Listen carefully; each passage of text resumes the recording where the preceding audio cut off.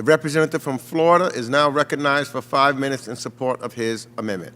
Thank you, Mr. Chairman. The amendment offered has a very specific purpose, and that is to be more specific, to make sure that this office would include monitoring and combating acts of inter-religious violence and incitement of violence between different Muslim groups, different Muslim sects, and that adhere to varying beliefs.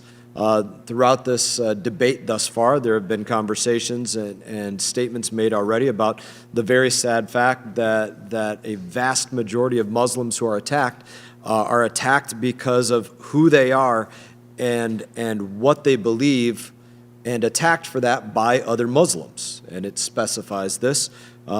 We see moderate Muslim women who do not want to live under Sharia law being brutally attacked by fundamentalist Islamist individual groups, or even government states that want to enforce that kind of law. We see this in Afghanistan, where we just left. These are very real threats, very real and pervasive threats, and this amendment would expand that as a purpose for what is looked for in the underlying legislation. In that, Mr. Chairman, I would use the remainder of my time. I don't know if our colleague, Mr. Schneider, is still with us online. Mr. Schneider, are you still with us? I don't know if you are, but I don't know everything about you, but I don't think that you're Islamophobic. I don't know you to be that way. I don't think Representative Alkenkloss is Islamophobic, or Ted Deutsch, or Lois Frankel, or Gottheimer, or Elaine Laurier, or Kathy Manning, or Mr. Nadler, or Mr. Phillips, or Ms. Wasserman Schultz. I don't know them specifically to be Islamophobic. But they put out a letter not that long ago, and I will read the letter, and they were told by the author of this bill that they were Islamophobic, that they were using Islamophobic tropes, and it was harassment. These are specific terms in this bill. So here's the language, and we can decide if this is Islamophobic.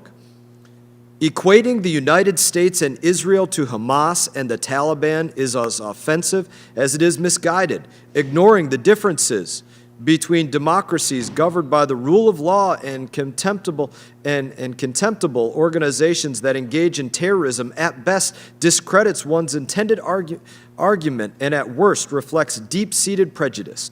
The United States and Israel are imperfect and, like all democracies, at times deserving of critique, but false equivalencies give cover to terrorist groups. We urge Congresswoman Omar to clarify her words, placing the U.S. and Israel in the same category as Hamas and the Taliban. That was a letter authored by Brad Schneider, who was just talking about this. As I said, I don't think he's Islamophobic, but the author of this bill said that letter is filled with Islamophobic tropes. If anybody wants to say that these are Islamophobic tropes that I just read, I'm happy to hear it, but this is why it's so important to speak specifically about what's going on here. This is what's happening on the left. Anything and everything is simply thrown out there and labeled as the hot button phobia of the moment. Whatever's in the news cycle, it's that phobia. You said that, it's that phobia. Again, in the underlying legislation, it speaks specifically of harassment.